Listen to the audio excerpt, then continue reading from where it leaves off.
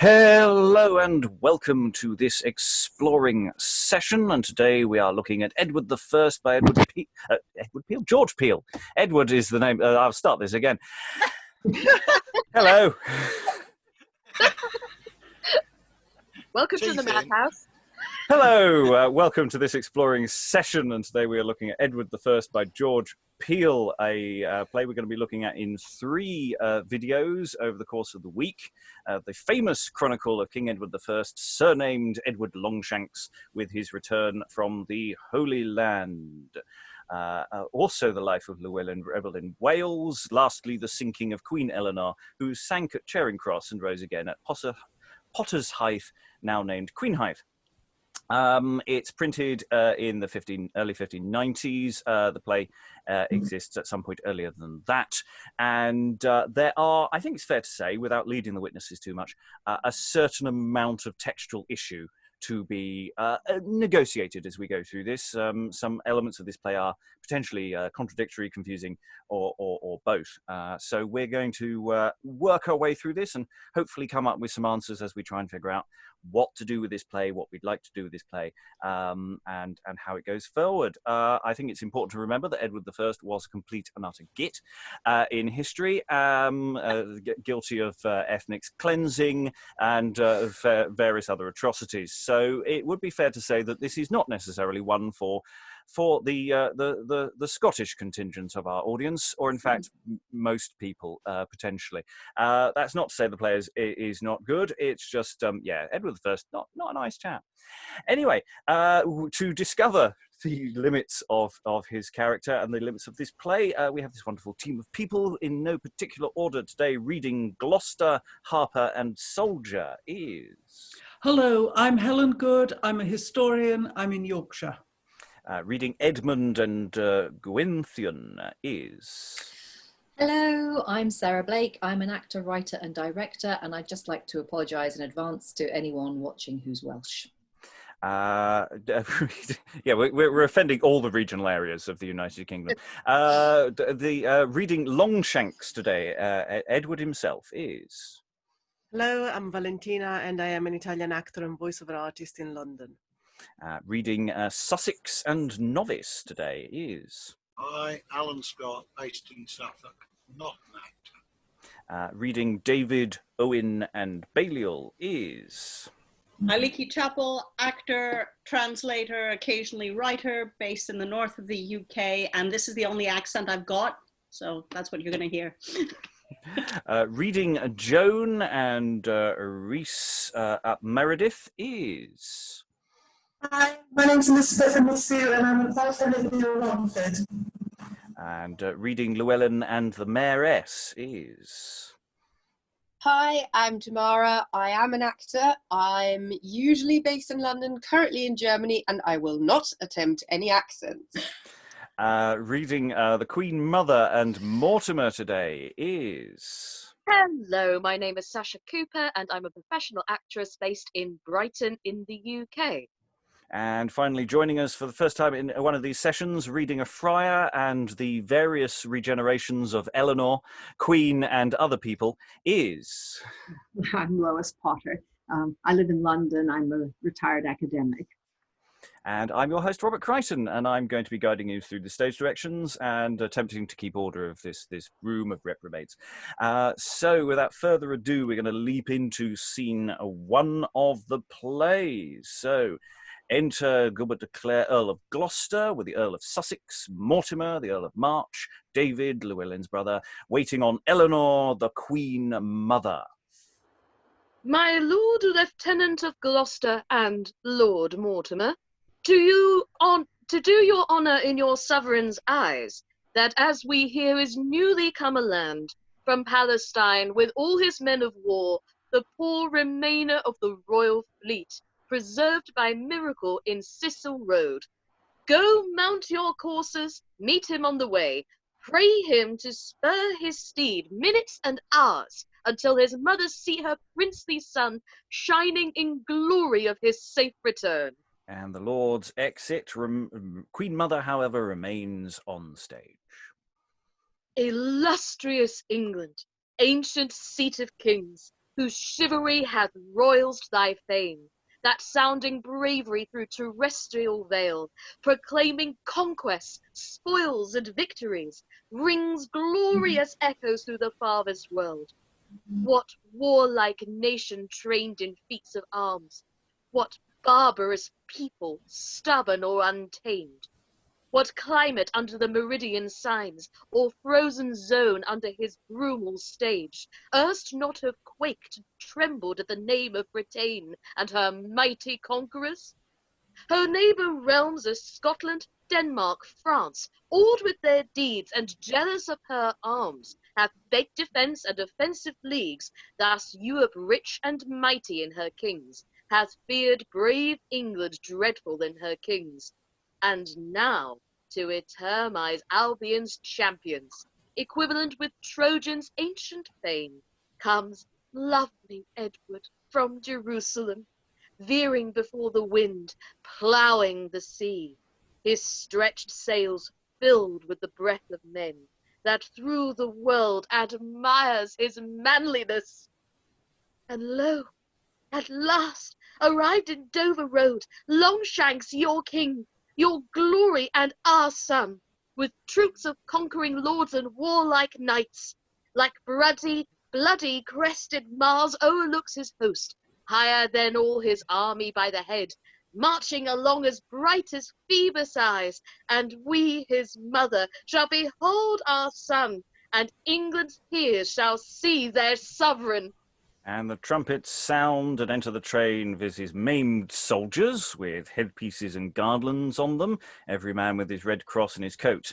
The ancient born in a chair, his garland and his plumes on his headpiece, his ensign in his hand. Enter after them Gloucester and Mortimer, bareheaded, and others as may be.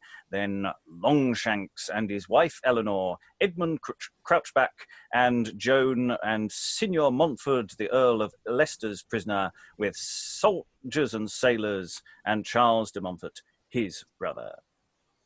Gloucester, Edward, oh my sweet sons! And she falls and swoons.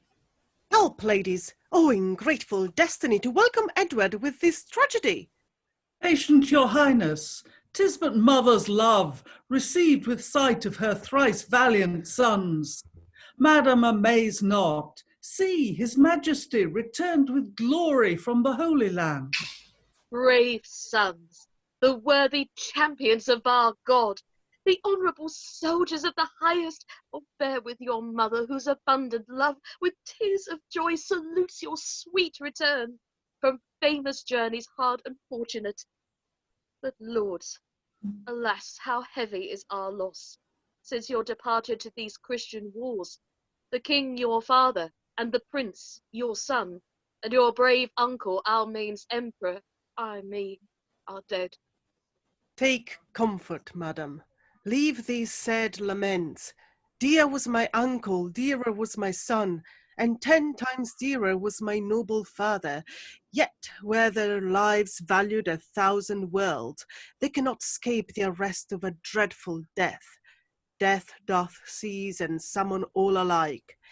Then leaving them to heaven in blessedness, to join in thrones of glory with the just, I do salute your royal majesty, my gracious mother queen, and you, my lords, Gilbert de Clare, Sussex, and Mortimer, and all the princely states of England's peer, with health and honour to your heart's content, and welcome wished England on whose ground these feet so often have desired to tread.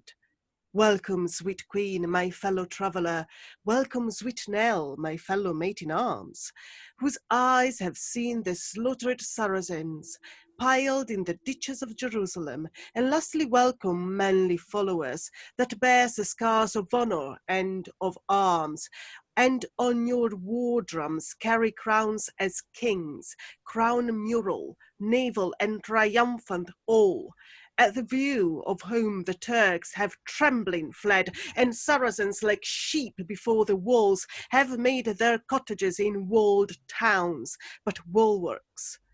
Had no fence to beat you back, lords. These and they will enter brazen gates, and tear down lime and mortar with their nails. Embrace them, barons. These have got the name of English gentlemen and knights of arm. Not one of these, but in the champaign field, hath won his crown, his collar, and his spurs. Not Caesar, leading through the streets of Rome, the captive kings of conquered nations, was in his princely triumph honoured more than English Edward in this martial sight. Countrymen, your limbs are lost in service of the Lord, which is your glory and your country's fame. For limbs you shall have living, lordships, lands, and be my counsellor in war's affairs. Soldier, sit down. Dell, sit thee by my side. These be Prince Edward's pompous treasury.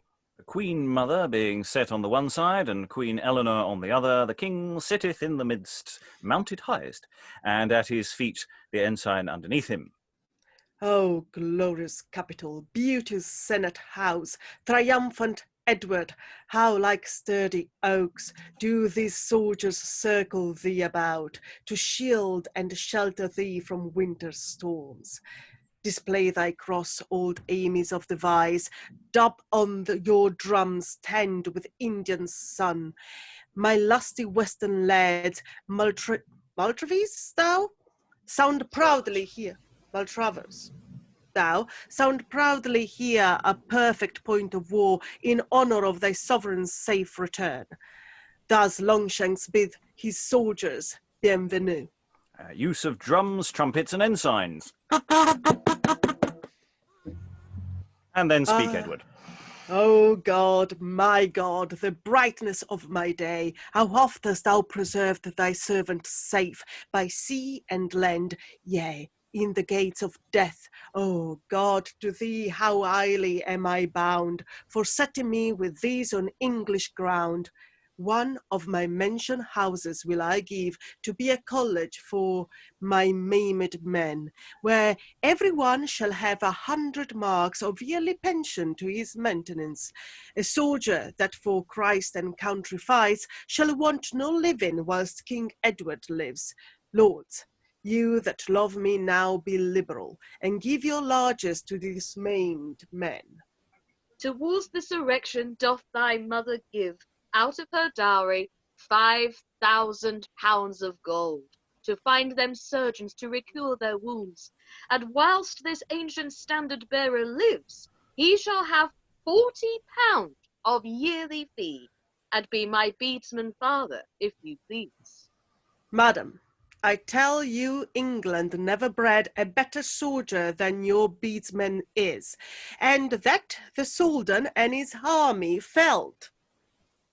Out of the Duchy of rich Lancaster, to find soft bedding for their bruised bones, Duke Edmund gives 3,000 pounds. Gramercy, brother Edmund, happy is England under Edward's reign, when men are held so highly in regard that nobles strive who shall remunerate the soldier's resolution with regard. My lord of Gloucester, what is your benevolence? 1,000 marks, and please your majesty. And yours, my lord of Sussex? £500, and please your majesty. What say you, Sir David of Brockenoak? To a soldier, Sir David cannot be too liberal. Yet that I may give no more than a poor knight is able, and not presume as a mighty earl, I give my lord 419 pounds. And so, my lord of Sussex, I'm behind you an ace. And yet, Sir David, ye amble after a pace. Well said, David, thou couldst not be a Camber Briton if thou didst not love a soldier with thy art.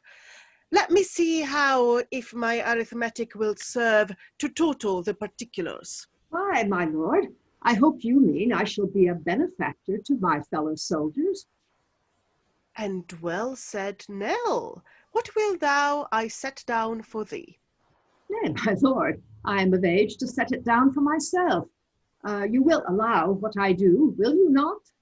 That I will, madam, were it to the value of my kingdom. What is the sum, my lord?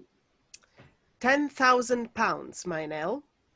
Then, Elinor, bethink thee of a gift worthy the King of England's wife and the King of Spain's daughter, and give such a largesse that the chronicles of this land may crack with record of thy liberality. Parturient montes nascitur ridiculus mus. She makes a cipher. There, my lord, neither 1, 2, nor 3, but a poor cipher in agrum to enrich good fellows, and compound their figure in their kind. Madam, I commend your composition, an argument of your honourable disposition. Sweet Nell, thou shouldst not be thyself, did not with thy mountain mind thy gift sermon the rest. Call you this ridiculous muss? Marry, sir, this mouse would make a foul hole in a fair cheese. 'Tis but a cipher in agrum, and it hath made of £10,000 £100,000. A princely gift and worthy memory. My gracious lord, as erst I was assigned lieutenant to his majesty, here I render up the crown left in charge with me by your princely father, King Henry, who on his deathbed still did call for you, and dying willed to you the diadem. Thanks, worthy lords, and seen by doom of heaven it is decreed, and lawful line of our succession, unworthy Edward is become your king. We take it as a blessing from on high, and will our coronation be solemnized upon the 14th of December next. Upon the 14th of December next? Alas, my lord, the time is all too short and sudden for so great solemnity. A year were scarce enough to set at work tailors, embroiderers, and men of rare device for preparation of so great a state.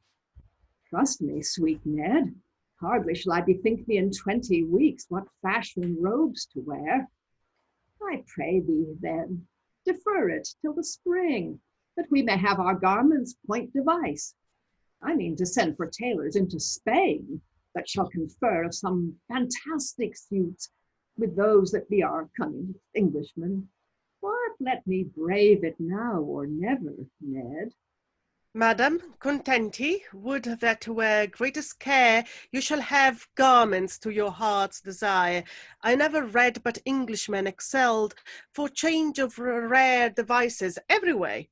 Yet pray thee, Ned, my love, my lord and king, my fellow soldier and compeer in arms, do so much honour to thy Elinor to wear a suit that she shall give thy grace of her own cost, and workmanship perhaps. 'Twill come by leisure, daughter, then I fear. Thou'rt too fine-fingered to be quick at work. 'Twixt us a greater matter breaks no square, so it be such my Nell as may beseem the majesty and greatness of a king. And now, my lords and loving friends, follow your general to the court, after his travels to repose him then, there to recount with pleasure what is past, of wars, alarums, showers, and sharpest storms. Exeunt all, saving the Queen, Elinor, and her daughter, Joan. Now, Elinor, now England's lovely queen, bethink thee of the greatness of thy state, and how to bear thyself with royalty above the other queens of Christendom, that Spain reaping renown by Elinor, and Elinor adding renown to Spain, Britain may her magnificence admire.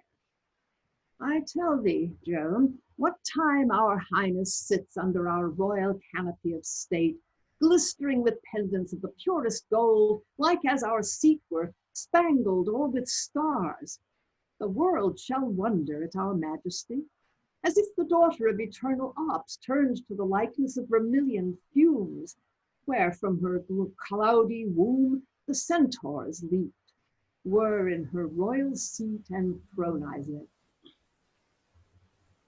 Madam, if Joan thy daughter may advise, let not your honour make your manners change. The people of this land are men of war, the women courteous, mild, and debonair, laying their lives at princes' feet, they're governed with familiar majesty.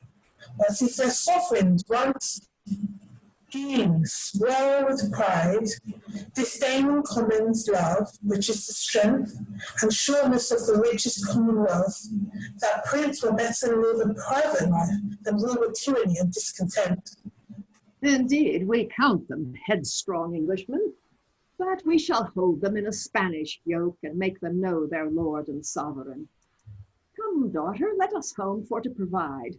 For all the cunning workmen of this isle in our great chamber shall be set to work, and in my hall shall bountifully feed. My king, like Phoebus bridegroom like, shall march with lovely Thetis to her glassy bed, and all the lookers on shall stand amazed to see King Edward and his lovely queen sit royally in England's stately throne.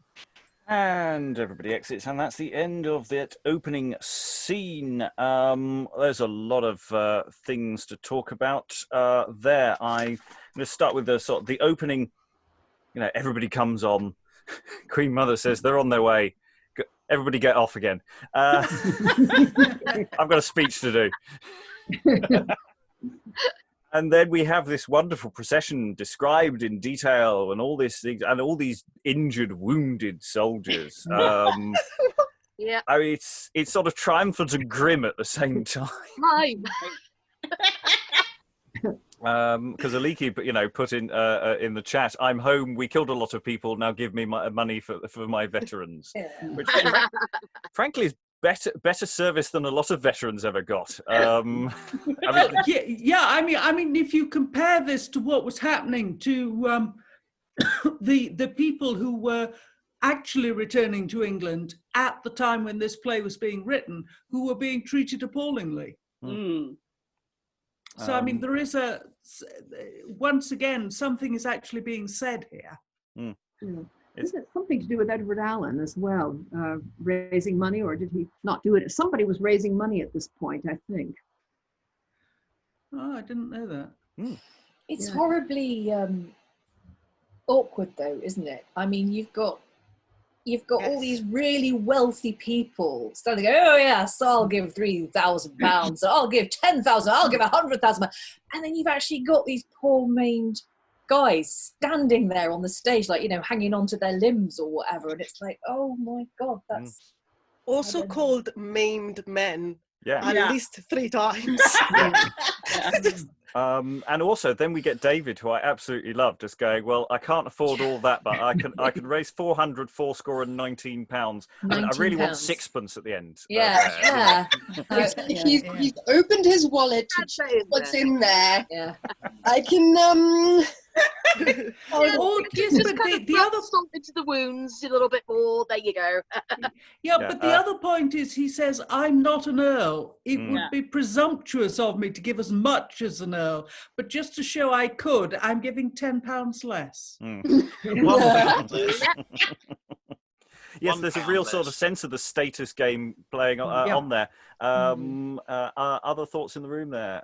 Give me a wave if you want to leap in. And then we've gone from this demonstration of wealth, and of course Queen Elinor wants to be in on that. And there's a whole interesting journey with our relationship with Queen Elinor from when she starts speaking to the end of the scene. It's a really interesting journey. Any thoughts on that? Yes, I find it fascinating that she starts out being talked about as the fellow soldier, and she sounds marvelous. And of course, I don't know where this money is coming from that she's so generously giving. She says, "You will allow what I give," which seems to mean that it's all going to come from Edward anyway.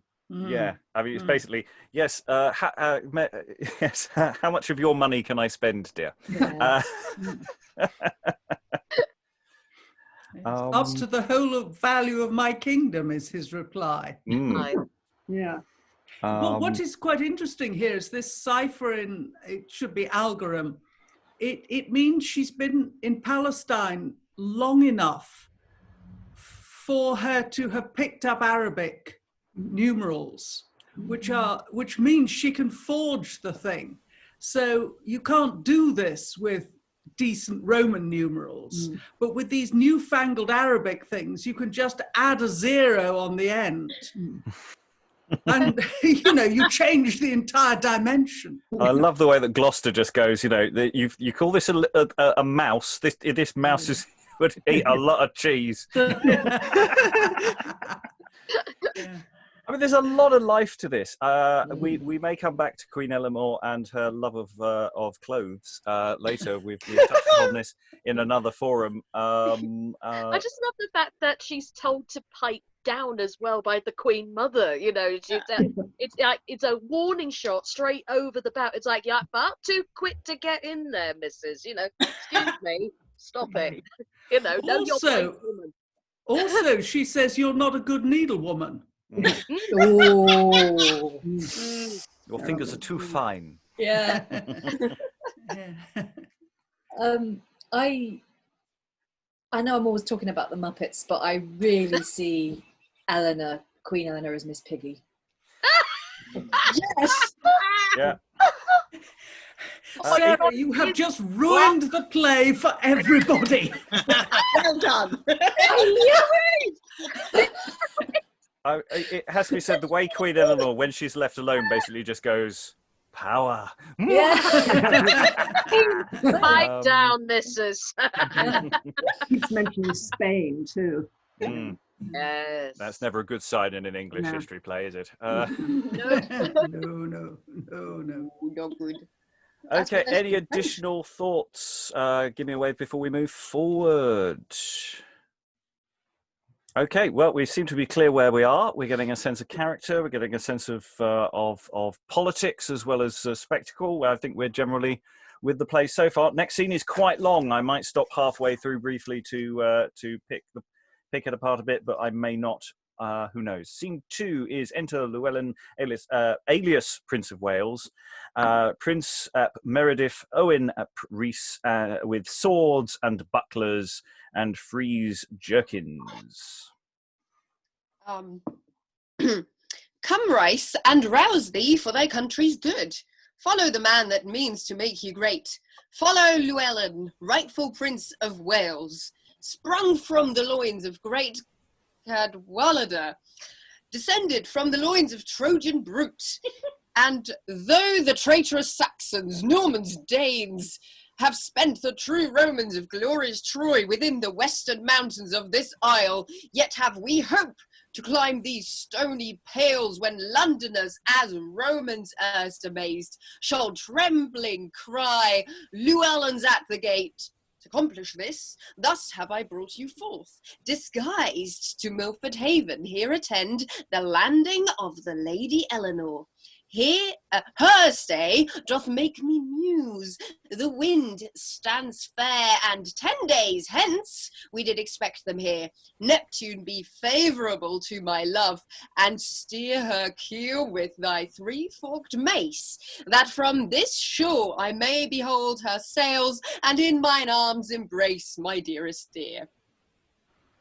Brave Prince of Wales, this honourable match cannot but turn to Cambria's common good. Simon de Montfort, her thrice valiant son, that in the Barons' War was general, was loved and honoured of the Englishmen. When they shall hear she's your espoused wife, assure your grace we shall have great supply to make our way to England mightily. What we resolved must strongly be performed before the king return from Palestine. Whilst he wins glory in Jerusalem, let us win ground upon the Englishmen. Owen ap Rice, 'tis that Llewellyn fears. I fear me Edward will become ashore ere we can make provision for the war. But be it as it will, within his court, my brother David is, that bears a face as if he were my greatest enemy. He, by this craft, shall creep into her heart and give intelligence from time to time of her intentions, drifts, and stratagems. Here let us rest upon the salt sea shore, and while our eyes long for our heart's desires, let us like friends pastime us on the sands. Our frolic minds are ominous for good. Enter Friar Hugh ap David, Guenthian his wench in flannel, and Jack his novice. Guenthian, as I am true man, so will I do the best I can. Guenthian, as I am true priest, so will I be at thy behest. Guenthian, as I am true friar, so will I be at thy desire. My master stands too near the fire. Trust him not, wench. He'll prove a liar. True man, true friar, true priest, and true knave. These four in one this troll shall have.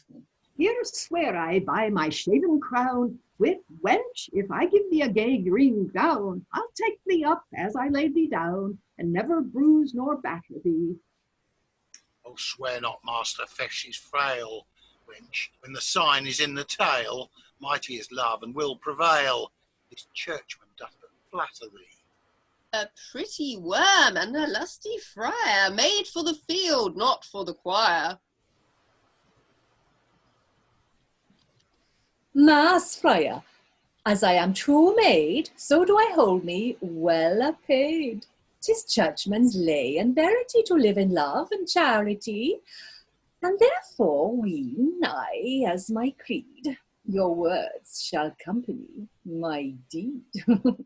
Davy, my dear, I yield in all, thine own to go and come at call.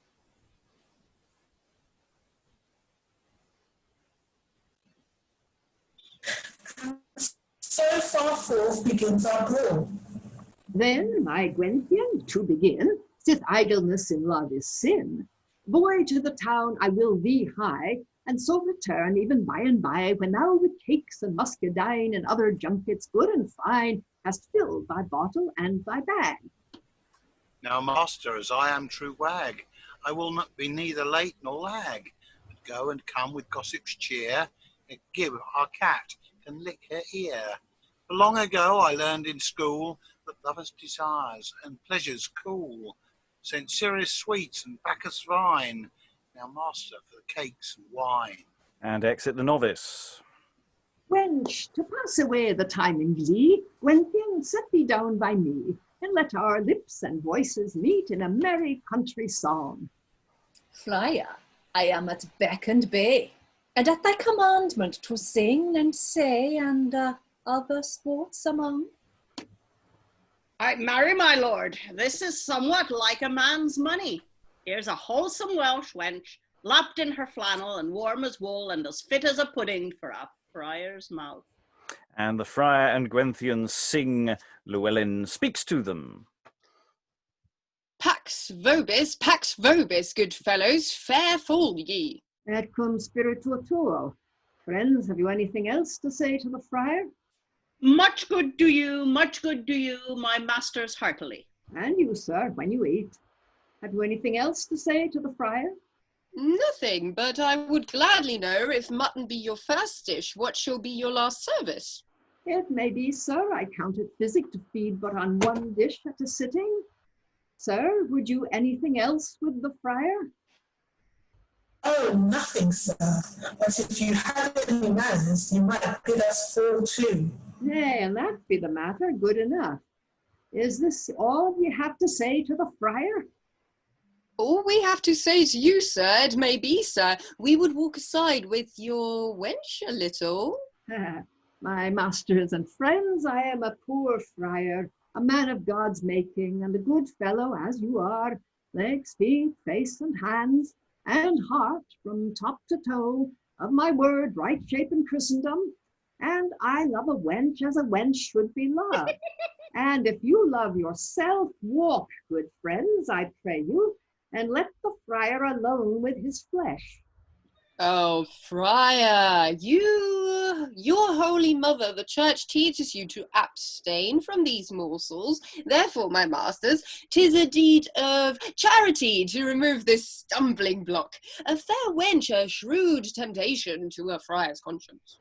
Friend, if you knew the friar off so well as the Bailey of Blacknock, you would think you might as so one move monk Davy into the sea, as Guenthian from his side. Mass, by your leave, will prove. At your peril, if you move his patience. Brother, and my good countrymen, Countrymen? Nay, I cannot think that an English friar will come so far into Wales barefooted. That's more than you know.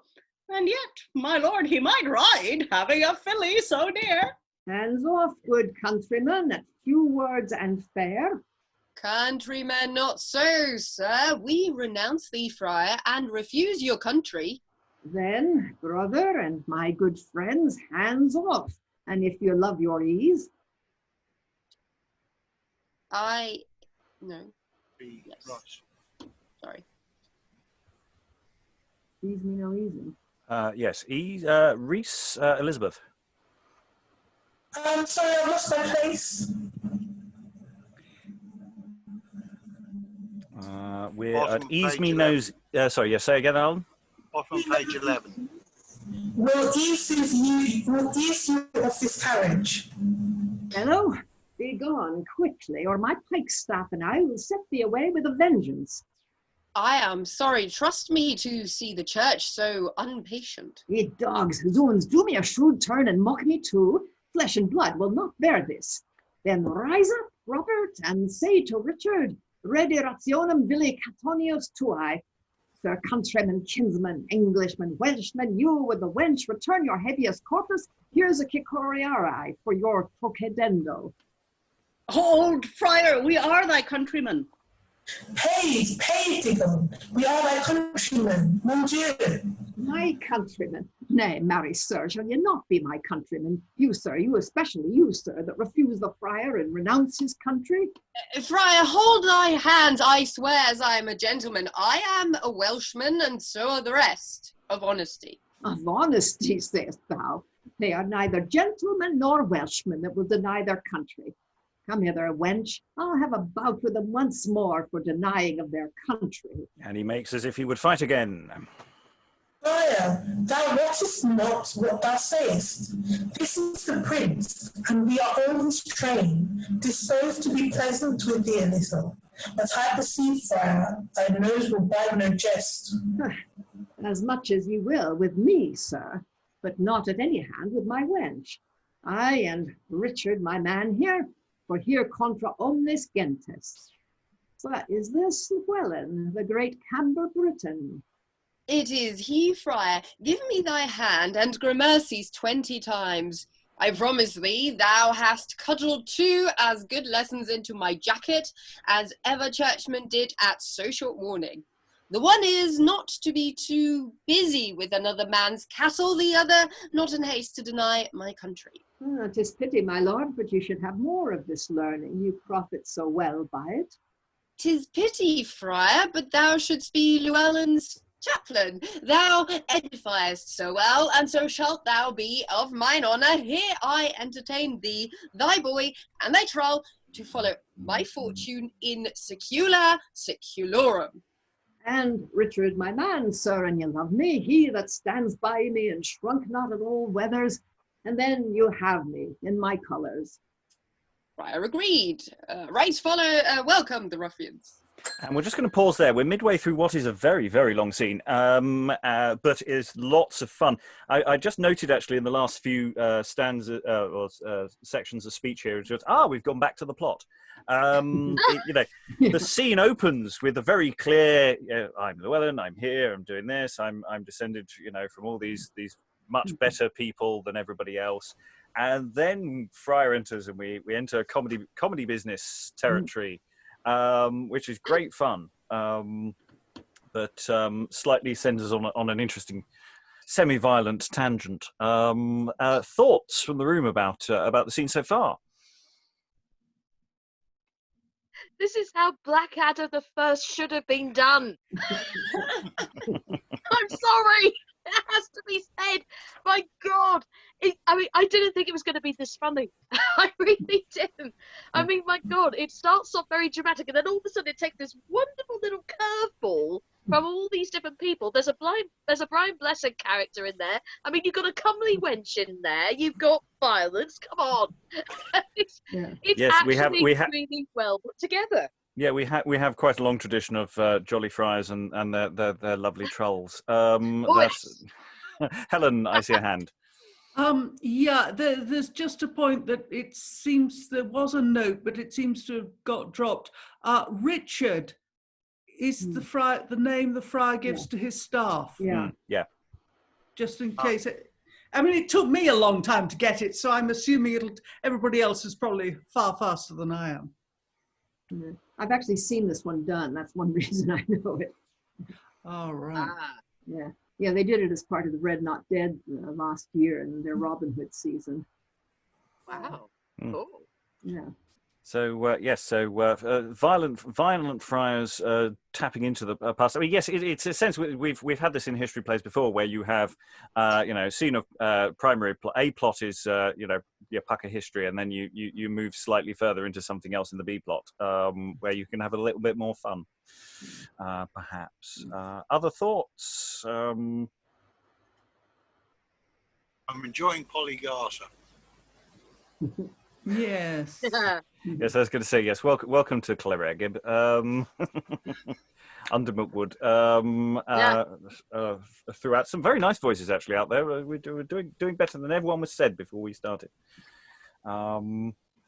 So we've got Edward Mark II. Elinor Mark II has been referenced, just to flag up there's going to be another Elinor, and it sort of has a logic within the play that if you're going to be trying to take over the kingdom, maybe you should ape the king in different ways, and making sure you've got a wife who's also called Elinor seems like an interesting logical take on that.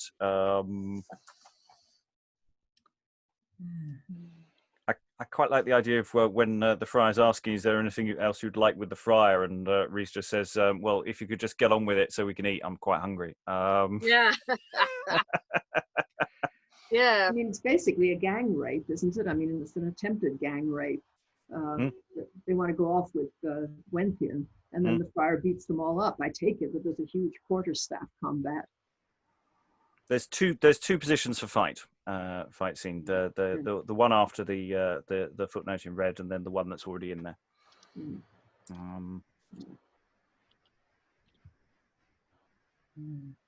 So yes, all sorts of things going on there. Other thoughts before we move on to finish the scene? Nope. Okay, let's move on. So we have the entrance of Harper, and sing to the tune of Who List to Lead a Soldier's Life. You don't need to sing it, just say it.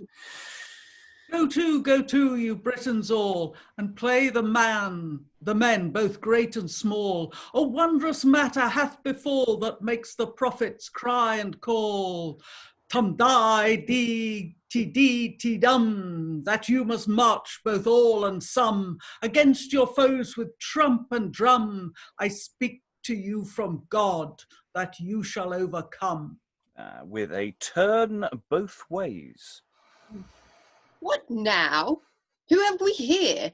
Tum date dote dum. What have we, a fellow dropped out of the element? What's he for a man? Knowest thou this Sascha? What, not Morgan Piggott, our good Welsh prophet? Oh, 'tis a holy Harper. A prophet with a moraine. Good, my lord. Let's hear a few of his lines, I pray you. My lords, 'tis an odd fellow, I can tell you. Is any in all Wales. He can sing rhyme with reason, and rhyme without reason, and without reason or rhyme. The devil he can. Rhyme with reason, and rhyme without reason, and reason without rhyme. Then, good Morgan Piggott, pluck out thy spigot, and draw us a fresh pot from the kinderkin of thy knowledge. Oh, knowledge, my son, knowledge, I warrant ye. How sayest thou, Morgan? Art thou not a very prophet? Friar, a prophet verily, for great Llewellyn's love, sent from above to bring him victory. Come then, gentle prophet, let's see how thou canst salute thy prince. Say, shall we have a good success in our enterprise or no? When the weathercock of Carmarthen steeple shall engender young ones in the belfry, and a herd of goats leave their pasture to be clothed in silver, then shall Brute be born anew, and Wales record their ancient hue. Ask Friar David if this be not true. This, my lord, he means by you. Oh, he is a prophet, a prophet. Soft you now, good Morgan Pigott, and take us with ye a little, I pray. What means your wisdom by all this? The weathercock, my lord, was your father, who by foul weather of war was driven to take sanctuary in St. Mary's at Carnarvon, where he begat young ones on your mother in the belfry. Videlicet, your worship, and your brother David. But what didst thou mean by the goats? The goats that leave the pasture to be clothed in silver are the silver goats your men wore on their sleeves. Oh, how I love thee, Morgan Pigott, our sweet prophet. Hence, rogue, with your prophecies, out of my sight. Nay, good lord, let's have a few more of these meters. He hath great store in his head. Yea, and at the best in the market, and your lordship would vouchsafe to hear them. Villain away, I'll hear no more of your prophecies. When legs shall lose their length and shanks yield up their strength, we're returning weary home from out the Holy Land. A Welshman shall be king and govern merry England. Did I not tell your lordship he would hit his home anon? My lord, he comes to your time, that's flat. Aye, master, and you mark him, he hit a mark pat. As how, Jack? Why thus, when legs shall lose their length, and shanks yield up their strength, returning weary home from out the Holy Land, a Welshman shall be king, to govern merry England. Why, my lord, in this prophecy is your advancement as plainly seen, as 3 halfpence through a dish of butter on a sunny date. I think so, Jack. For he that sees 3 halfpence must tarry till the butter be melted in the sun, and so forth. Apply, boy. Non ego, master, do an you dare. And so, boy, thou meanest he that tarries this prophecy may see Longshanks shorter by the head, and Llewellyn wear the crown in the field. Fair lady, my lord, you go near the matter. But what saith Morgan Pigott more? In the year of our Lord God, 1272, shall spring from the loins of Brute one whose wife's name, being the perfect end of his own ground, shall consummate the peace between England and Wales, and be advanced to ride through Cheapside with a crown on his head. And that's meant by your lordship for your wife's name being Ellen, and your own Llewellyn beareth the perfect end of your own name. So must it needs be that for the time Ellen flee from Llewellyn, ye being betrothed in heart to each other, must needs be advanced to be highest of your kin.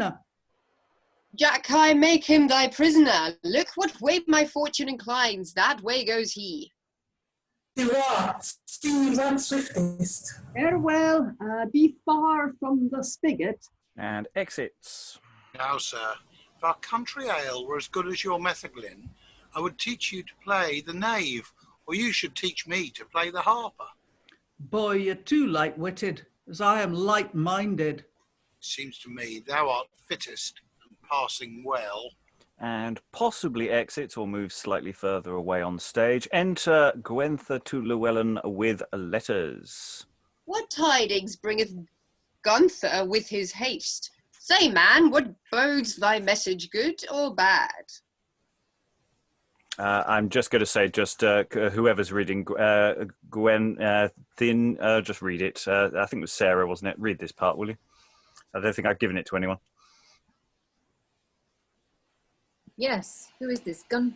Yeah, so it's a different name that I didn't read properly when I was signing parts. I just went, it must be the same person. It is so not, isn't it? All right. Okay.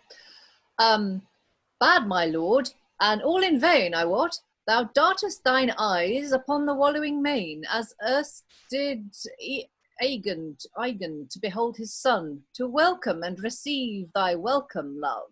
And sable sails he saw, and so mayst thou, for whose mishap the brackish seas lament. Edward, oh Edward, And what of him? Landed he is at Dover with his men, from Palestine safe by his English lords. Received in triumph, like an earthly god, he lives to wear his father's diadem, and sway the sword of British Albion, but Elinor, thy Elinor. And what of her? Hath amorous Neptune gazed upon my love and stopped her passage with his forked mace? Or that I rather fear, deadly fear, enamoured Nereus doth he withhold my Elinor? Nor Neptune, Nereus, or other god withholdeth from my gracious lord his love. But cruel Edward, that injurious king, withholds thy leafest lovely Elinor, taken in a pinnace on the narrow sea by 4 tall ships of Bristow, and with her Lord Emmerich, our unhappy noble brother. As from Montargis hitherwards they sailed, this say in brief, these letters tell at large. Then reads his brother David's letters. This Longshanks then, so lusty now become, is my fair love, my beauteous Elinor ta'en? Villain, damned villains, not to guard her safe, or fence her sacred person from her foes. Sun, couldst thou shine and see my love beset, and didst not clothe thy clouds in fiery coats, all the heavens with winged sulphur flames, as when the beams, like mounted combatants, battled with Pietian in the fallowed lays, and if kind Cambria deign me good aspect, to make me chiefest brute of Western Wales, I'll short that gain-legged Longshanks by the top, and make his flesh my mirth-rained falchion's food. To arms, true Britons, sprung of Trojan seed, and with your swords write in the book of time your British names in characters of blood. Owen ap writes, while we stay for further force, prepare way in post, and take with thee 100 chosen of thy countrymen, and scour the marches with your Welshmen's hooks, that Englishmen may think the devil is come. Right shall remain with me. Make thou thy bold in resolution to revenge these wrongs with blood of thousands guiltless of this rage. Fly thou on them amain, Edward, my love be thy life's bane. Follow me, countrymen. Words make no way. My Elinor is surprised, robbed am I of the comfort of my life. And know I this, and am not venged on him? Exit Llewellyn of the Lords, man at the Friar and Novice. Come, boy, we must buckle, I see. The prince is of my profession right. Rather than he will lose his wench, he will fight ab ovo usque mala. O master, doubt you not, but your novice will prove a watch shot with a bottle of metheglin. Exeunt ere the wench fall into a Welsh song and the friar answer and the novice between. Stage direction, which is as helpful as anything. There are a few interesting questions about a lot of that. So yes, obviously I was going down a completely wrong tangent earlier. It is the same Elinor at the moment that they're talking about. No, it's not. No, it's not. So he's just got the wrong end of the stick that he's stolen his Elinor. No, I think No. he's kidnapped the Elinor who's expected in Wales through the activities of the pirates of Bristol. Oh, I see. It's not very clear. No, it isn't. No. I suspect deliberately so. Yeah, but yeah. it is stated that she's the daughter, isn't she, of Simon de Montfort? Yeah. Well, according to this, she's his mother, but it seems unlikely. Yeah. Anyway, she's of the house of Simon de Montfort, which means she can't be from Spain. No. Yeah. Very No, confusing. but she can when they all still have the same travel by name. water. Certainly subject to Bristol pirates. Yeah. But the end of that scene very much went from prophecy to news, as it were, and they have a lot of fun with the prophecy. There's all sorts of things going on there. I like the fact, Harper does a prophecy and then they just go, yes, but what did it mean? And then Let me go explain out it. explaining it to mean exactly the opposite of what it sounds like it means. I think that the double end exit of the friar and the novice is because they for some reason, for some performance, they were short of an extra song, so they brought them back on to do an end of act entertainment. Yeah, I mean, it is interesting. I mean, the thing is, it's so long as they don't actually exit and they're just remaining back at the back of the stage, as it were. You know, it does all fit together. But yes, this random song doesn't feel dramatically important to me. Yeah, and clearly they must be there because the friar overhears what they're saying, so he knows there's going to be trouble. Yeah, so we've got Harper exits and Meredith exits, but the friar and novice have remained on stage. Yes. Any further? How are we feeling about Llewellyn at the moment? You know, he's a bit miffed at the end. I think it'd be fair to say vengeance calls on vengeance. Yes, he's been given information that may refer to the Tudors. Did feel very wrong Welshman. Yeah, but he's been given that. I don't say he's necessarily relying on it. But the fact that his love has been kidnapped by the English king does make him cross. And they're talking about guerrilla warfare tactics, you know, which is frankly the way they're going to, the only way they're going to win. Open warfare is not going to go well. What is Cambria? Wales. Okay. Because Longshanks was claiming it too in an earlier scene. Yeah. Longshanks, there's no end to what Longshanks. Yeah. I mean, he built his castles all over Wales, right? Yeah. That's him, isn't it? Yeah. Or one of the many iterations of that project. Yes. Yeah. The important thing to remember is that he has to be played by Oliver Chris. Okay. I'll have to Google Oliver Chris now. Oh, well, the point about Oliver Chris is that he is far too tall to be an actor, really. All right. Okay. Before we move on to the next scene, which is mercifully shorter, it's Sarah. Sorry, I have a quick question for the historians. What's metheglin? It sounds interesting. It's an alcoholic drink made similar to mead, but with spices. Okay. Fermented honey, basically. I have made some in the past. Oh, very Welsh. Yes, and very alcoholic if you make it properly. So you're a better shot if you're absolutely off your face. It's it's like playing darts. You if you drink enough, you hit a point when suddenly you're brilliant. But just a little bit too much, and you go over the edge, and you start embedding in people's foreheads and things. It's terrible. Thank you for that bit of autobiography there. yeah. TMI. Okay, so let's go back to the world of Longshanks himself. This could go interestingly. Let's see how this goes. Enter the 9 lords of Scotland with their 9 pages. Gloucester, Sussex, King Edward in his suit of glass. Queen Elinor, Queen Mother, the King and Queen are under a canopy. Nobles of Scotland, we thank you all for this day's gentle princely service done to Edward's England's King and Scotland's Lord. Our coronation's due solemnity is ended with applause of all estates. Now then, let us oppose and rest us here, but especially we thank you, gentle lords, that you so well have governed your griefs, as being grown unto a general jar, you chose King Edward by your messengers to calm, to qualify, and to compound the ambitious strife for Scotland's climbing peers. I have no doubt, fair lords, but you well wot how factions waste the richest commonwealth, and discord spoils to seats of mighty kings.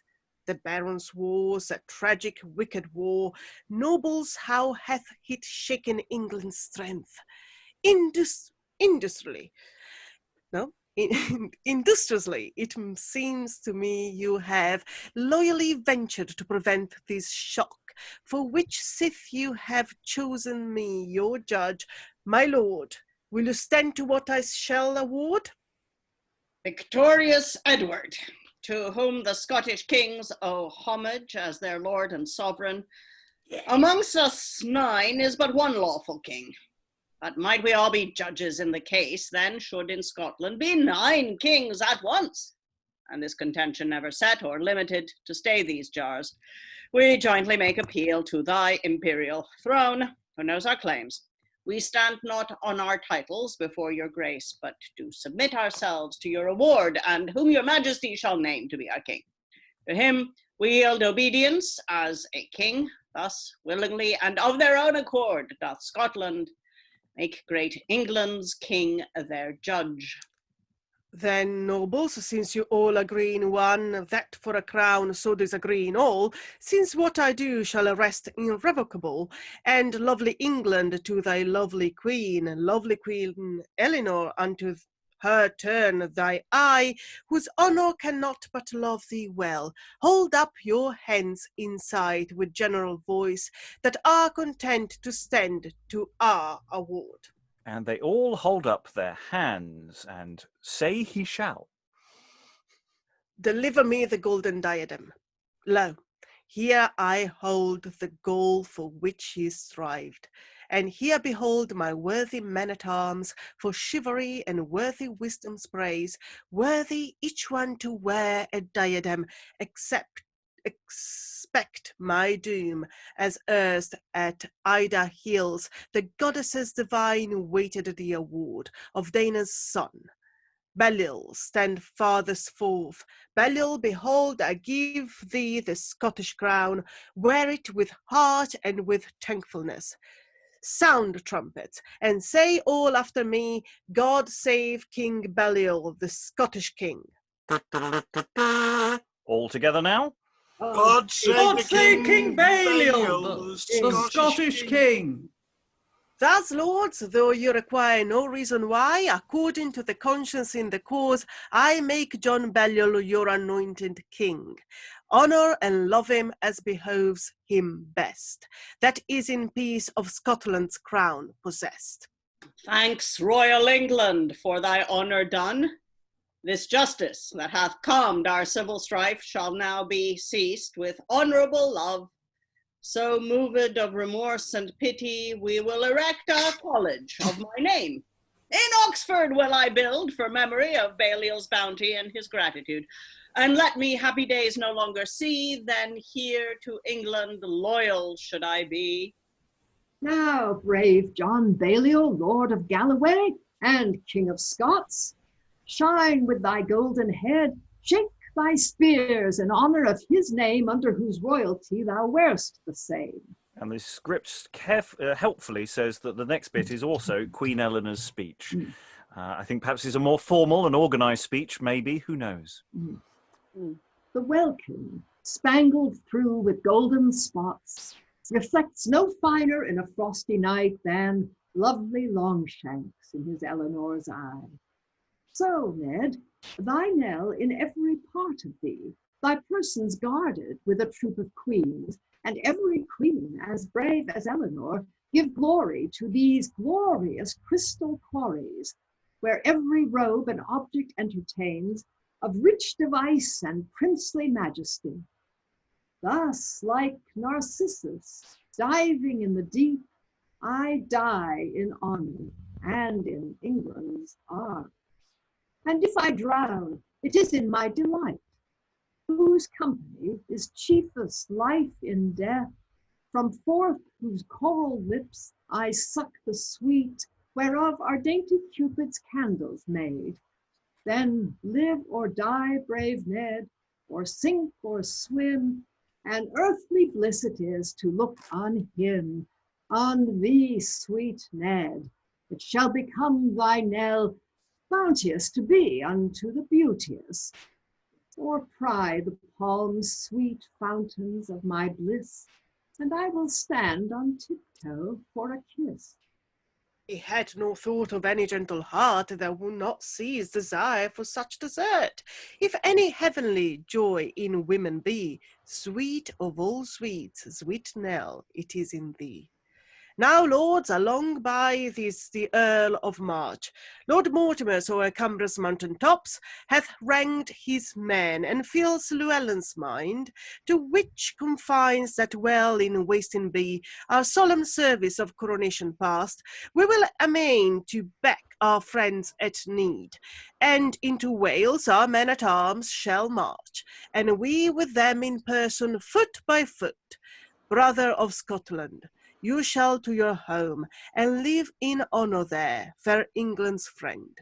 And thou, sweet Nell, Queen of King Edward's heart, shall now come lesser at thy dainty love, and at coronation meet thy loving peers, when storms are past, and we have cooled the rage of these rebellious Welshmen that contend gainst England's majesty and Edward's crown. Some trumpets, heralds, lead the train along. These be King Edward's feast and holy day. And trumpets presumably sound as they exit, but here enter the Mayoress of London from church, and music before her. Gloucester, who may this be, a bride or what? I pray you, Joan, go see and know the reason of the harmony. Good woman, let it not astound you any whit, for to deliver unto me the cause, that in this unusual kind of sore, you pass the street with music so. Mistress, or madam, whate'er you be, watch you I am the Mayor of London's wife, who for I have been delivered of a son, having not these dozen years had any before. Now, in my husband's year of mayoralty, bringing him a goodly boy, I pass unto my house a maiden bride, which private pleasure touching godliness shall here no way, I hope, offend the good. You hope so, gentle mistress, do you indeed? But do not make a parcel of your creed. Alas, I am undone. It is the queen, the proudest queen that ever England knew. And exit the mayoress, leaving Queen Elinor alone. Come, Gloucester, let's to the court and revel there. And exit Gloucester and the Queen, and the scene ends. Oh, Mayoress, you made a mistake there. Oh, you made an enemy, you know, mistress or madam or whatever you be. Spicy troublehead. Bitchy. That was bitchy. Yeah. Well. I think you are. I may just be about to dip out because I just looked at had a flash that looked a bit like a power cut, but I may still be here. You may not. Who knows? If you can still hear me. Okay. We're with you. You're all still with me. Thank goodness for that. Okay. It didn't knock out the internet. That's fabulous. Queen Eleanor's speech being put out, you know, being said, this is Queen Eleanor's speech. It's a lovely speech and it feels like a set piece, doesn't it? It was really nice. Yeah. Yes, we've got a problem, though. We've got a big plot problem here. Because... Plot? I beg your pardon. I beg your pardon. There is a slight discrepancy which would undoubtedly go unnoticed in play. But they're coming from their coronation as it begins. And as it ends, I don't mean the bit with the mayoress. I mean, at the end of Edward's speech, Longshanks' speech, he says they're going off to their coronation. Oh, but is it the coronation in Scotland versus coronation in England? I'm just wondering, because they're in Scotland, or they're... Maybe. Yeah, I'm wondering that. Queen shall now come, bless her, thy dainty love. Not a coronation. I mean, he can't really be a crowned King of Scotland if he's just announced who the other one's going to be. But it is odd. It could be a separate Queen's coronation. That could be it. Which is a possibility. Personally, I don't see Queen Eleanor's speech as fitting in this particular section. I think you need to move an awful lot around. Well, what it also, does do, sorry, I can't figure out how to get myself back on the screen, which is why you're still there. You're still there. Yeah, we can see you. We can see you. We can see you still. Yes. Yeah. So go ahead. Okay. Well, I just wanted to say that, I mean, the speech really has to be seen with Edward wearing that suit of glass, because it's all about how she's reflected in every part of it. So the two go very much together. Mm. It is. I think you're right. There is something about the Queen Elinor and Mayoress bit that feels weirdly detachable, doesn't it? It doesn't feel like it's actually connected to the rest of this scene. Yeah. Does it really need to be there? It's nice. It does. Yeah. It doesn't have to be here, but it does have to be somewhere. Yeah, that's what I mean. Does it have to be here, or Well, we've only had 3 scenes, so it's tricky to know where to put it. Yes, he's got up regardless, as they say in my part of the world. I don't know how. I felt he was much happier suddenly, now lords, getting himself organized for war. Yeah. And I had almost seen, before I read that they were then going to the coronation, him taking off the suit of glass, in which anyway he felt like a complete tit. Yes, I think so. Yeah. What is the suit of glass? Would it be sequins or something? Yeah, I think glitter ball. The mirror Medieval suit. disco king. Got it. Elvis in a tasteful attire. Rhinestones everywhere. I was going to say, would it be sort of rhinestones or something along those lines to create that mirror-like effect? She chose it. Yes. Oh, of course she did. Of course, yeah. Yes, that's the thing. She's presumably dressing the king now. Making all those decisions. Now, Balliol just erect a college in his name. Historians, is this true? No, I didn't think it was his parents. Right. So it's even earlier. It was his parents who did it. He was pretty English. I mean, most of the Scottish nobility at this stage were pretty English. It is interesting when Balliol's, saying, "Oh, homage as their lord and sovereign," to victorious Edward, and it's, I think that sense of through gritted teeth, one or two bits was said, I quite liked. Thank you.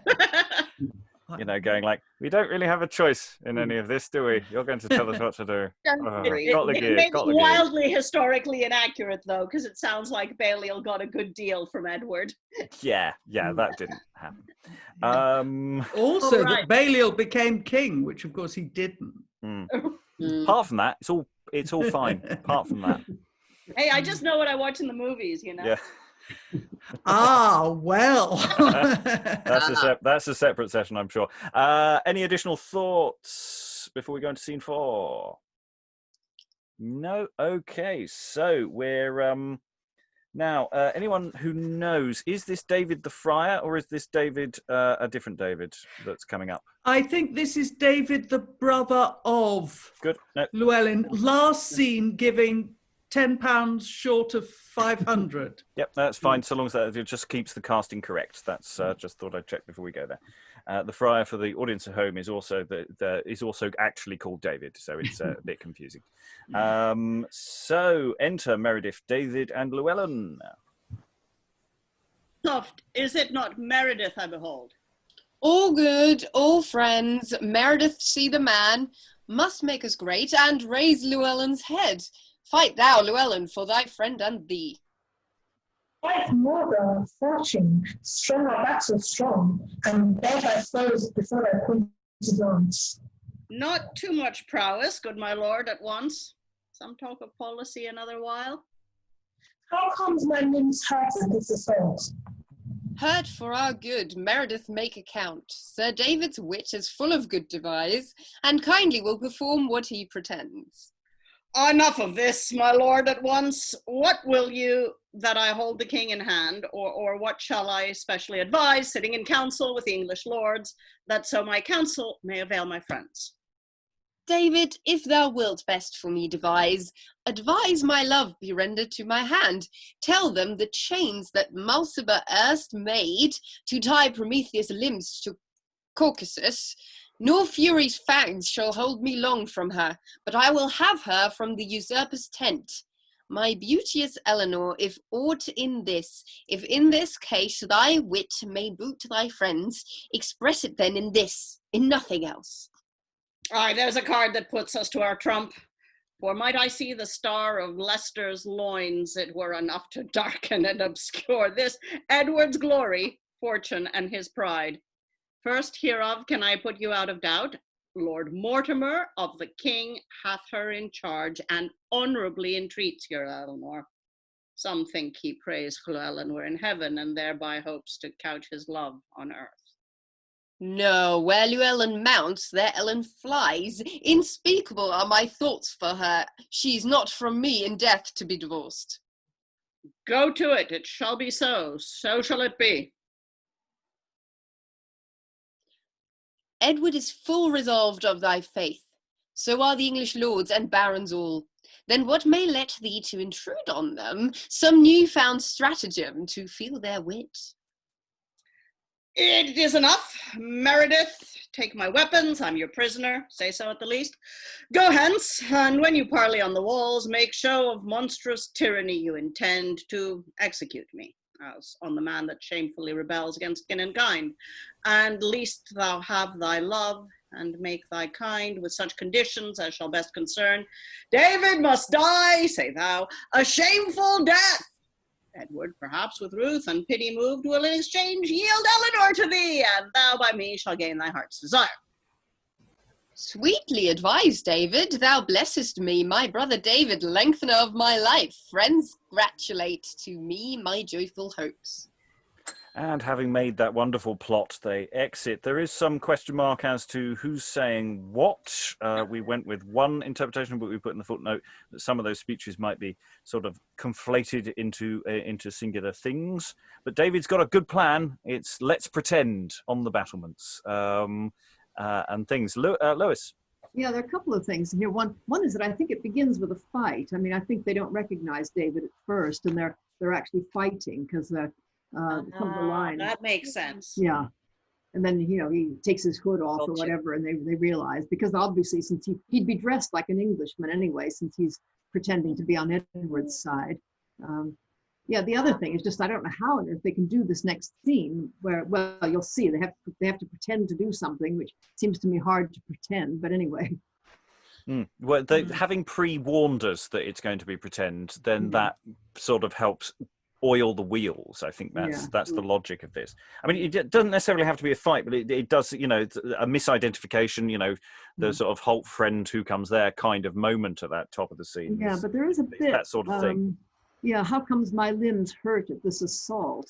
And even not too much prowess, good my lord, at once. I think, when in doubt, have a fight is the principle of this play. Yes, and I mean Meredith is seriously grieved. I mean he says, yeah, it's all very well saying he's a friend, but have you seen what he's done to me? Yes, it's the Jason King style of writing there. Something's wrong, we haven't had a fight yet. So there is a plan. It's a good plan. It's a nice short scene. It manages to be dynamic. Stuff is going on as well as explaining the thing that's about to happen. So that's nicely done there. So the plan is to count on Edward Longshanks' kindness and compassion, right? That's the plan. Cool. Yeah, they're going to do a cunning plan. It's the old just take me hostage gambit. Yeah. Yeah, and say relying on Longshanks to be a nice person, which again historically this is a dangerous proposition to be going with. Put your faith in princes. But there is a logic within the play. There's Longshanks is coming across quite well so far. Yeah. How are you feeling, Valentina, as Longshanks yourself? I'm not sure it's going to go down that well, but okay. You don't see him as a good character so far? No, I don't think it's not like he's not a good character, but first of all, he's only speaking when he's in public, so we don't actually know his mind. Second of all, it seems so awkward and so bad at actually politics. That is just like, I think like the only thing he knows is war. It feels so far it feels a bit like that, because when he speaks about war, he's quite determined. But everything else is just like, oh, yeah, okay. Yeah, I guess, all right, I'll decide. You do that. And then like, like, it's just like, it is not very good at keeping people together. It's very divisive. Which is the sort of general problem when soldiers go into politics, actually. As Alan. Well, I'm just thinking that obviously in his personal life, he is totally under the thumb anyway. He really does. It's fairly clear that Eleanor's the one who's making all the decisions. Yeah. Sorry, Valentina? I was like, we'll see. We'll see how it goes. We'll see how it goes. That's an excellent point. So we got a relatively long scene coming up now, scene 5 to close the session. So we'll rattle through this with a plum. We will see an Elinor, but we're fairly certain it's the other Elinor who's going to turn up in this scene. So it's played by the same person, so it's not confusing at all. So enter Longshanks, Sussex, and others. Why, barons, suffer ye our foes to breathe? Assault, and charge them all amain. They fear, they fly, they faint, they fight in vain. But where is gentle David in his den? Loth, where I ought but good should him betide. Sound an alarm.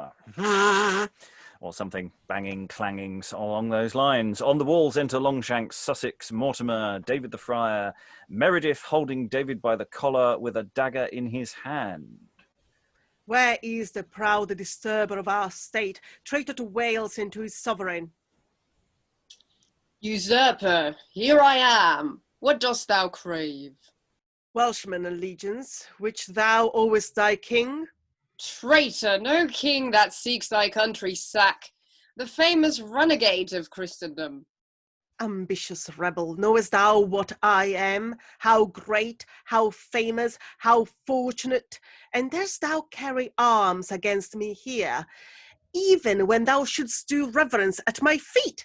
Yea, feared and honoured in the farthest part hath Edward been, thy noble Henry's son.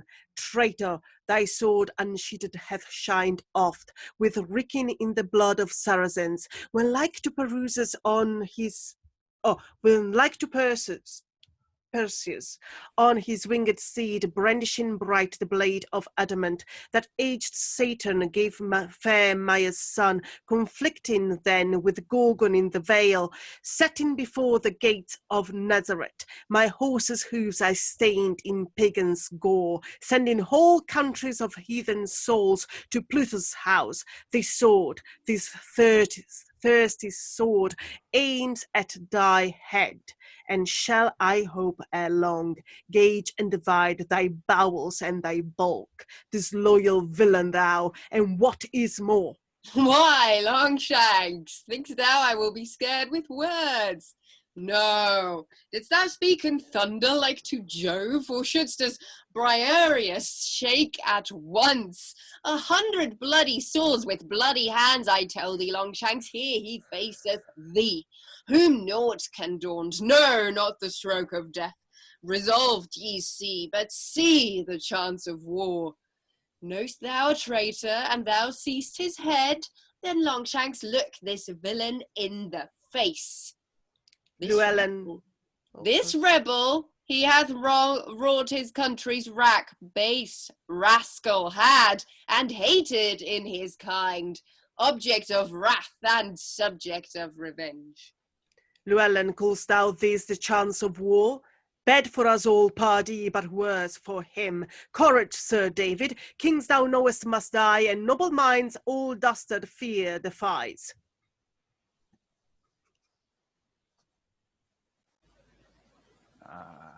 Sir David. Yes, David, yes. Aliki. You're muted. Aliki? David? Renowned England, star of Edward's globe, my liefest lord and sweetest sovereign, glorious and happy is this chance to me to reap this fame and honour in my death. that I was hewed with soul-defiled hands for my beloved king and country's good, and died in grace and favour with my prince. Seize on me, bloody butchers, with your paws. It is but temporal that you can inflict. Bravely resolved, brave soldier, by my life. Hark you, sir. I am afeard you will not be so resolved by that time you know so much as I can show you. Here be hot dogs, I can tell you, means to have the baiting of you. Llewellyn, in the midst of all thy braves, how wilt thou use thy brother thou hast ta'en? Wilt thou let his master ransom him? No, nor his mistress, gallant Mortimer, with all the gold and silver of the land. Ransom the stewardess to his father's line. Ransom this traitor to his brother's life. No, take that furnace pen of thy death. This touch, my lord, comes nothing near the mark. And Meredith, possibly seemingly, as discussed earlier, stabs him into the arms and shoulders. Oh, damned villain, hold thy hands. Ask and have. We will nor ask nor have. Seest thou these tools? And he shows him hot pincers.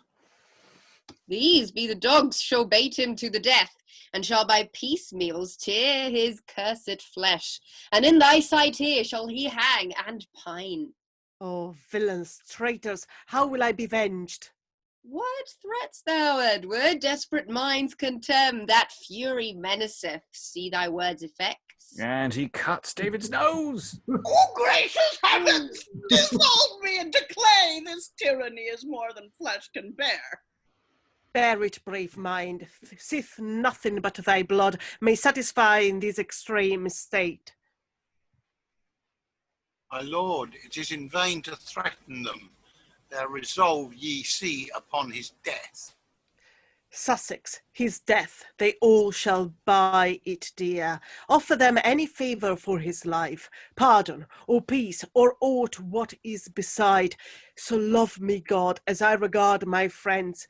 Llewellyn, let me have thy brother's life, even at what rate and ransom thou wilt name.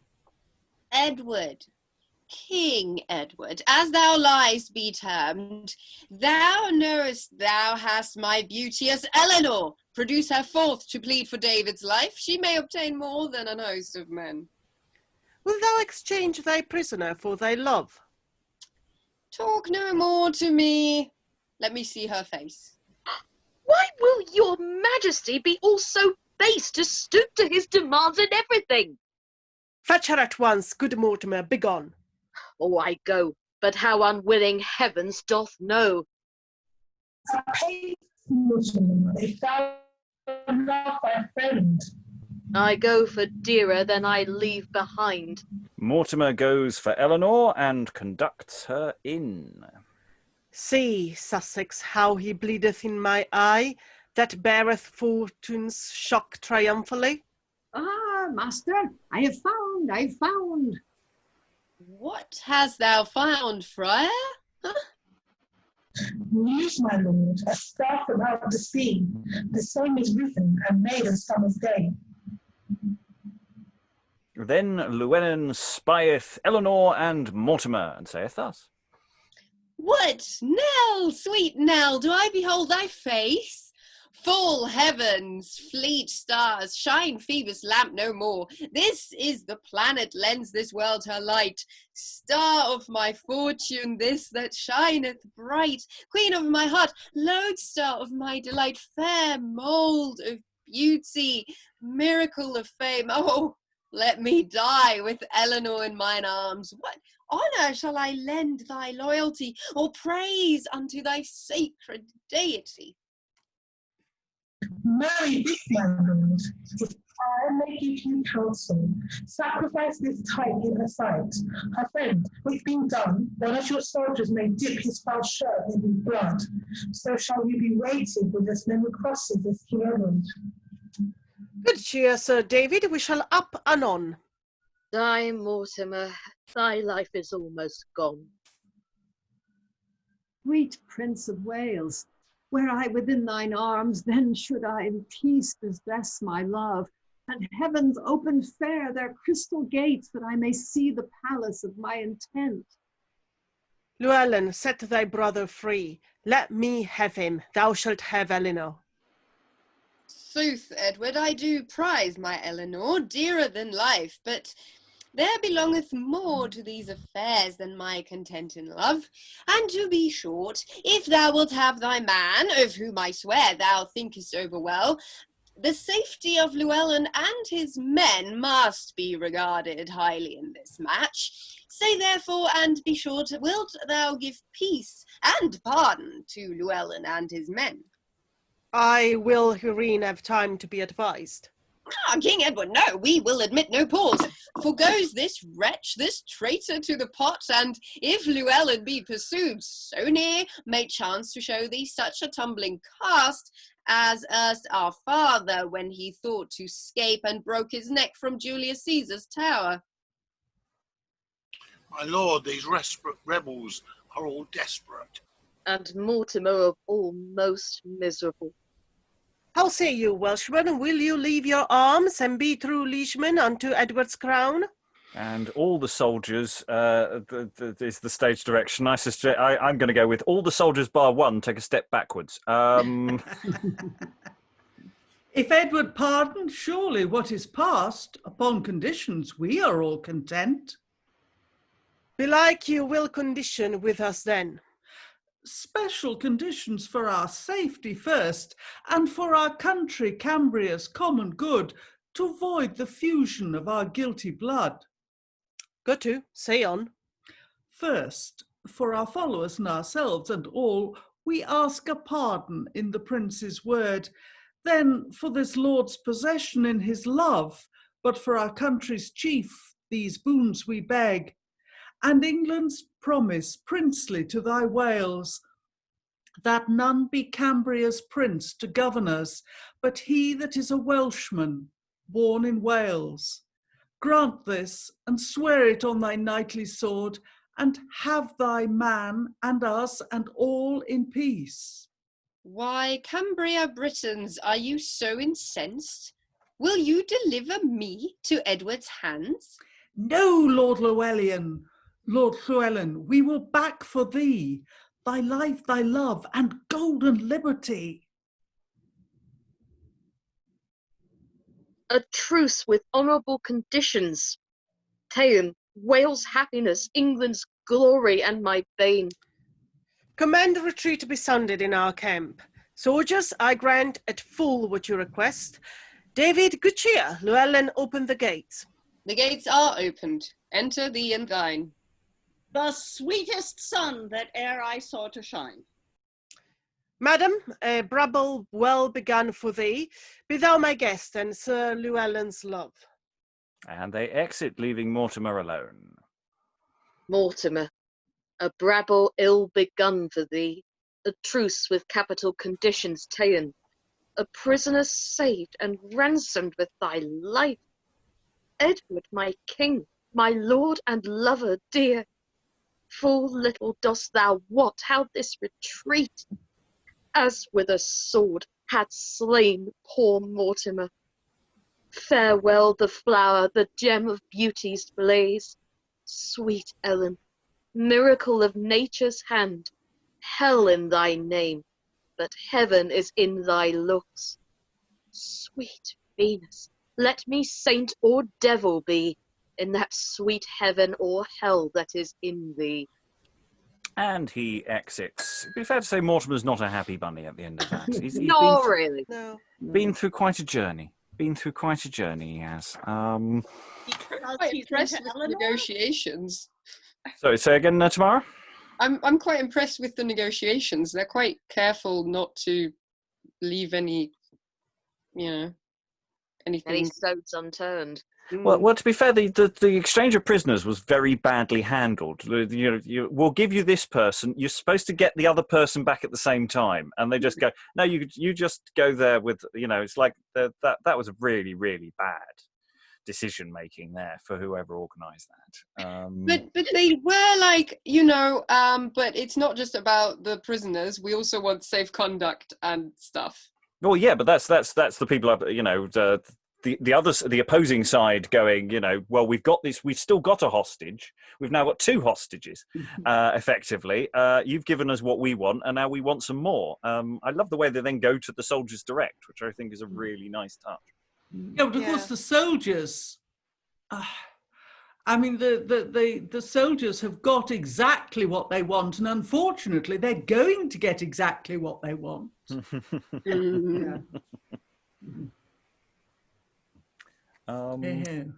I really like that moment. Do you know who I am? Yeah, I made that note as well. I have the best words. I have.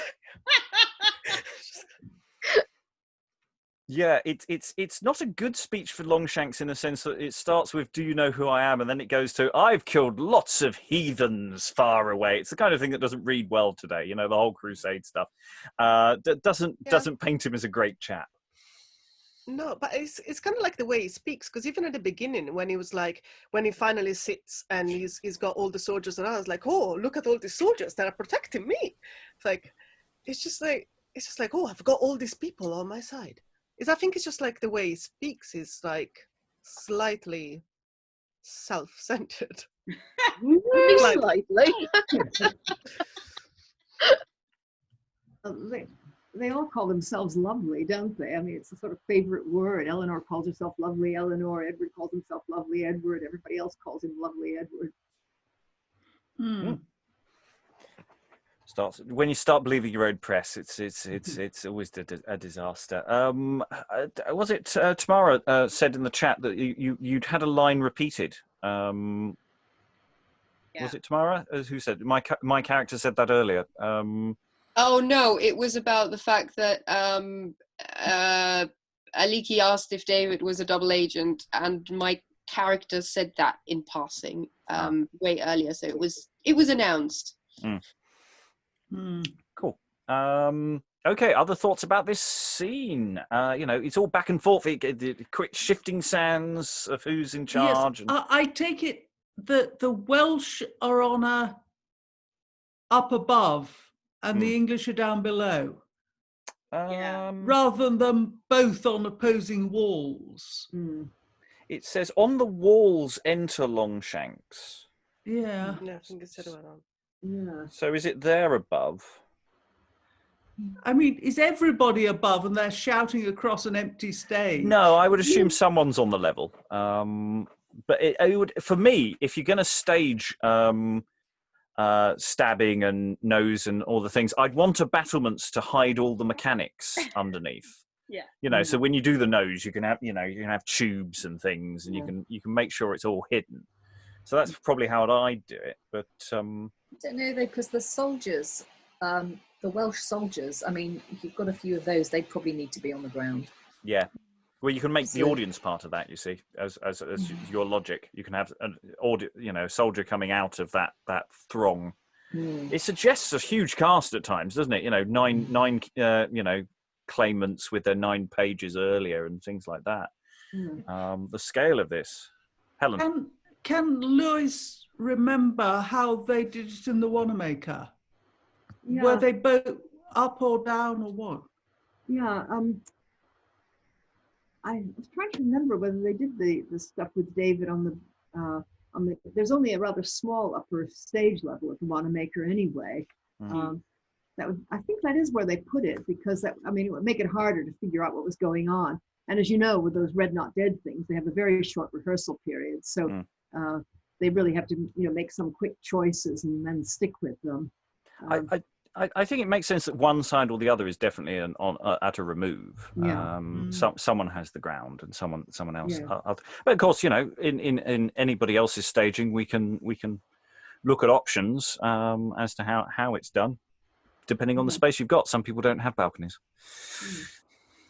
So I hadn't noticed before that there is a line that actually says, "I'm not really going to kill you." I mean, that bit just before he apparently stabs him. I think that's what he's saying, is that this isn't going to get you.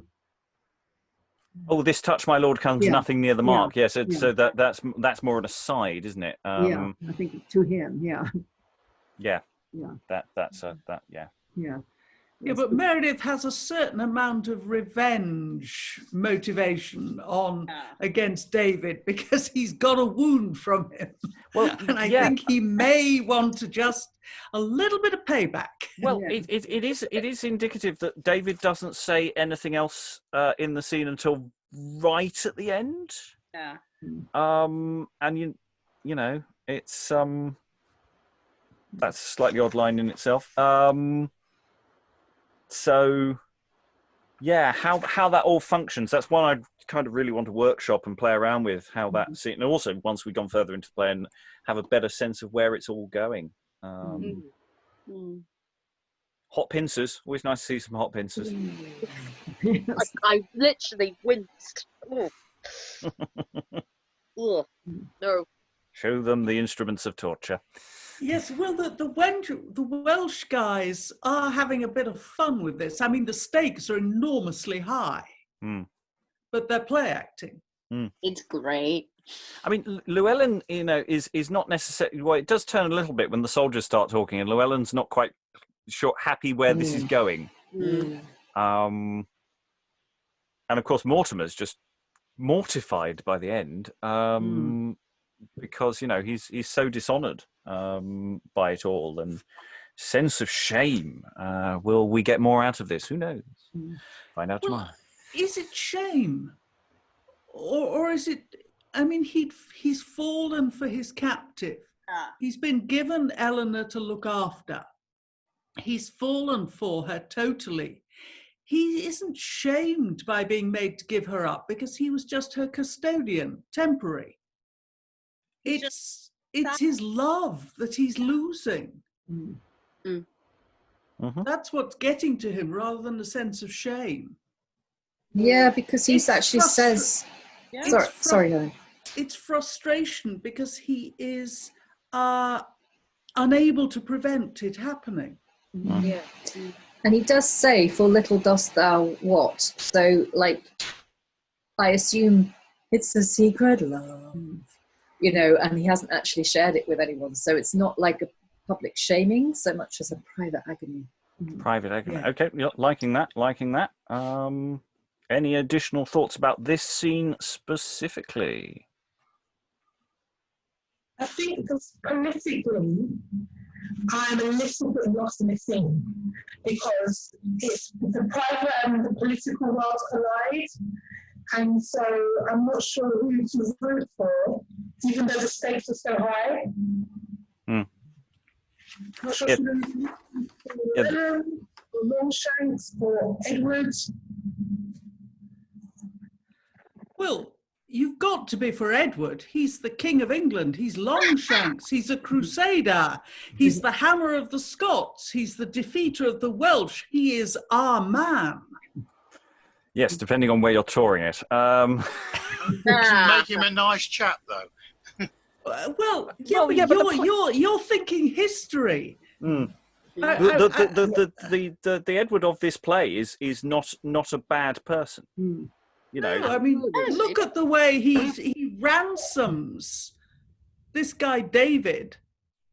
You know, he hands over. He does an exchange of hostage. I mean, Edward is our man. He's not sorry about that for all of you who like. Well, some connection with reality. Lois. Yeah, well, I think Edward's just the standard good king, isn't he? I mean. He's mad about his wife. He's bluff and hearty. He fights a lot. And he can be compassionate at times. I think he's our man, all right. Yeah. Yes, we've seen him bluster and fight a lot, and other things as well. So there is a certain continuity. Yeah, I thought we weren't going to mention Fressingfield. I see no reason why not. It feels like this. It feels like it's in the same extended universe. Okay, we're into extra time, so final thoughts about the play overall so far. Without, feel free to try and make predictions. Those who haven't read ahead, don't give away the ending if you have. But general thoughts, questions, issues. We've got 2 more sessions on this.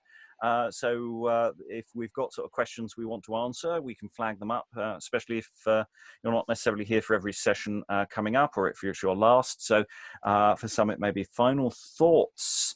So I'm going to go to Tamara first. Tamara, do you have any thoughts about Edward I, surnamed Longshanks? So far, I'm really enjoying it. It's a shame that I have to miss tomorrow's session because I'd love to see where this is going. I find it a little bit. I'm still confused. Is there two Davids? There's definitely two Elinors. What about the two Davids? So that's something that I'm a bit confused about. I liked the pretend gory stuff in the last scene, and I just really enjoyed reading Llewellyn. I don't know what else to say. No, that's good. I mean, I think the problem with David is less apparent from an audience's point of view. That's just simply that we may have in places given the Friar the wrong appellation at the beginning in the script terms. He's, as far as most people are concerned in an audience, he's whoever's wearing the Friar's togs is Friar. There is another person called David, and I don't think it's an apparent problem. I think it's just more our problem. Elinor, however, is a problem because I'm utterly bamboozled by all of that so far. Sascha, your final thoughts? Again, so far, so good. I'm really enjoying it. I love the structure of the play. I like the in-depth of characters and the good equal mix, I think, of comedy and drama. It'll be interesting to see how much more Edward can be pushed, and I'm looking forward to seeing more of that tomorrow and Friday. Where are we again? Wednesday. Yeah. So I'm looking forward to seeing more of that over the next couple of days. So far, not a lot of plot issues, but I'm sure there'll be more as we go. No, I have to say, apart from editorial problems, actually on the whole, it's coming across very, very nicely, and so I'm enjoying that very much. Elizabeth, any final thoughts from you? You're muted at the moment. I'm waiting for the penny to drop and for the Helen sees for me to see the Edmund. So at the moment he's still falling short of his name. Fair enough. Sorry, say again? Sorry, say that last bit again. He's Elinor and gets her back. Oh, yes. Maybe if he says he's Elinor and gets her back, then maybe I'm not enamored by Edward. You're not? You're not a fan of Edward. No. Well, I think there's an interesting point about his opposition, Llewellyn. Is how much depth there is to him as a character. He's an interesting one that I think we haven't quite attacked enough yet. So it'd be interesting to see what goes on with him. Aliki, final thoughts? Well, just because you mentioned Llewellyn there, I was thinking of something Valentina said earlier about Edward always being in public. And that's interesting. We've seen Llewellyn not quite in public, sort of. But Edward is always in public. And I'd be interested to see what the private man is, if we have a private man here at all. Yes. We haven't had that many what we could call asides from anyone. I mean, the closest we've had from that is Elinor to a degree. She's still public speech, but it's to a member of her family. So you can sense a sense of getting inside her head more. And the two queens, the Queen Mother and Queen Elinor, you've had a bit of a kind of there. You know what's going on. No, a technical term that we shall use in the future. Valentina. Valentina, final thoughts. I am really sorry that I won't be able to be with you for the next two sessions. I'll definitely try to watch them because I really want to see where this is going. I'm enjoying it so far. Again, I can't really figure out Edward at the moment, because I think like the fact that he doesn't have a like an internal monologue spoken out, it's just like, it just comes to me, comes across a little bit dim. I don't know, just like a little bit like, well, he's taking decisions as he goes. But I really enjoyed the awkwardness of the first scene. That was so funny. Just like, okay, yeah, yeah. I don't know. That's I'm still a bit like kind of like warmish on this one, I think. We have also done quite a lot of text today, with slightly more than we normally would, so it might be that we're also just sort of reeling from just the amount of words coming at us. Helen, final thoughts? I'm quite interested in the Friar. I think we've probably shortchanged the comedy this session, because I think that the Friar and the novice and the woman and the interaction with the prince and his gentleman, I think that is actually quite important and interesting comic business. What I did notice, which I hadn't really struck me before, the Friar appears in the middle of the negotiations in front of the battlement with a couple of totally inane interjections, which quite honestly I would cut. But that's another matter. I mean, it depends on where you're taking the Friar and Llewellyn. Well, yeah, if he is a deliberately out-and-out clown kind of figure, then having him pop up in an inappropriate moment is quite logical. Yeah. In that sense. So yeah, I absolutely agree. I think we did skirt through that scene, or that section of that scene, and that's something where we need to dig in deeper in the future. I think you're absolutely right on that. Sarah, final thoughts? I'm really enjoying the play. I think there's some fabulous characterization, and I can't wait to see how the characters develop. However, Edward is not my man. I'm in Camp Llewellyn.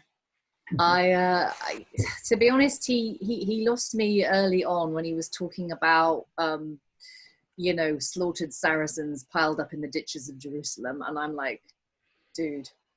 I know that's me looking at it with a modern eye, and if you were a Tudor audience member, you'd probably be thinking that this was great, but I'm just like, oh, he's one of those people who's like basically only know what he's doing when he's killing innocent people. And I'm like, the fact that he's then really ineffectual when he comes home makes him worse. Like, is he ineffectual when he comes home? I mean, he's sorted out Scotland. He's that's true. That's true. And he's shown a bit Kermit, honour, though.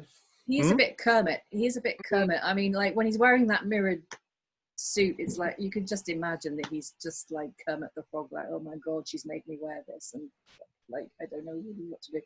But yeah, I'm enjoying it, and I really hope there's more of the Friar and the wench, because they were very, very entertaining. And there was something else I was going to say about it as well. Oh yes, I was really excited that the let's fake pretend that you're going to you've imprisoned me and you're going to execute me plots, that it actually worked, because those plots never work. The person always ends up dead. Well, I have to say, he's not. The fact he got a line at the end, it does reassure me somewhat. But I was sort of thinking, is he still alive? Because he hasn't said anything for a while. Yeah. He's not unscathed, but he is. It did work, and I'm like, yay! Finally, it worked. There's one play where it actually works. This plot, so anyway.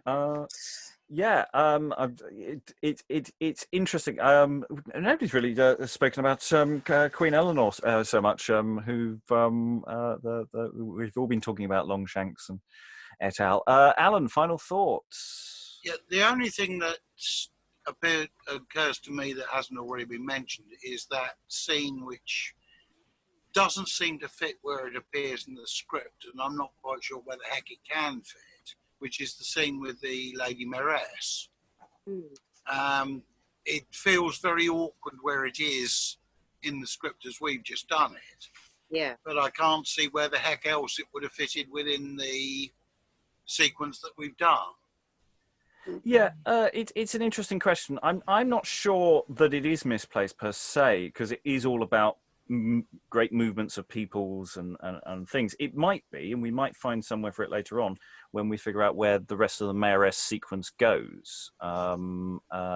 There's lots of questions with every so often there's a line that comes out you and going, you know, like Helen was talking about earlier about the coronation, just going that semi-contradicts itself. Every so often there's a line that seems to has that problem. And I don't think they're insuperable problems, but they are interesting questions. And when Sarah was talking about, you know, modern viewing of a play, you know, talking about killing Saracens and you know, it's an important thing that we have to be aware of if we're performing this. You know, what do we do with that information? You know, and what are we saying about Longshanks in, you know, whatever performance we're doing? So I think that was a very good point to bring up as well. Any more, Alan? Sorry, I sort of semi-cut you off. Yeah, well, following up on that, actually, I think it is one issue that I've had with a number of the plays that we've done, is how far it is legitimate to try and impose a 21st century lens over the top of material which is 300 plus years old, and in this case is dealing with nearly 600-year-old material. Whether one shouldn't, in fact, in many cases, just say, look, this is an artifact of its period, and hopefully the audience is priced enough to know that we are not necessarily endorsing what is being said. We are presenting something that existed at a point in time. Yeah, the problem is not that we're necessarily saying we would be approaching that problem head on with a spin. It's just that is a response, an audience response we will get with the text as it stands. Whether, you know, the audience forgives you is a slightly different question. And what approaches I mean, I don't have an answer, by the way. I'm just you know, we've raised it as an issue. I have never yet seen an old battle portrayed in anything but modern dress, or people coming back in anything but fatigues and bandoliers and crap. And you just kind of, you know, I think people do take it as, oh, the foreign war. He has been victorious in the foreign war, without necessarily being too concerned about who was being slaughtered and why. There is quite a lot of emphasis on the fact that they're wearing Crusader crosses. Yeah. And in fact, when they start talking about blood, the Welsh with blood can make their own crosses out of blood that they've spilt. I mean, there's a lot of emphasis on the fact they're dressed as Crusaders. So, Lois, final thought from you. Yeah. One thing about the play is that I think probably the way to do it is to bring up as much as possible the comic element, which is quite strong, and it's strong in the character of Edward even. I mean, he, especially as the play goes on. And I suppose also what we didn't get at all, of course, was the effect of the songs and the music and the pageantry. I mean, Peele would have been really big on pageantry with this whole background in terms of Lord Mayor's shows and so on. That's presumably why they have these enormous crowd scenes. Yeah, I'm really sorry that when I was signing up, I didn't realize that it was going to be 3 successive sessions on this play. I could perfectly well have done tomorrow as well. I just didn't want to be greedy. You're more than welcome to join us. Please have one of my characters. No, I've got some spare. Tomorrow, you can have tomorrow's parts. I had to drop out. I double booked myself. Oh right. Okay. Well, yeah. Grab mine. Because I'm quite fond of this play, and I have a feeling that my favorite bit comes up in tomorrow's section. I mean, I don't want to say any more about the production that I saw, but maybe I will later. I mean, the guy playing Edward in that was John Hopkins. You've probably seen him in something or other. And he really nailed it, I think. I mean, partly because he's a very good comic actor. And so he brought out comic effects where you wouldn't expect them. I mean, one of the big arguments, I think, about a play like that is not only just how far to impose a modern sensibility, but how far to emphasize the comedy. people might think we were sending it up, but I think there is an awful lot of comedy in it anyway.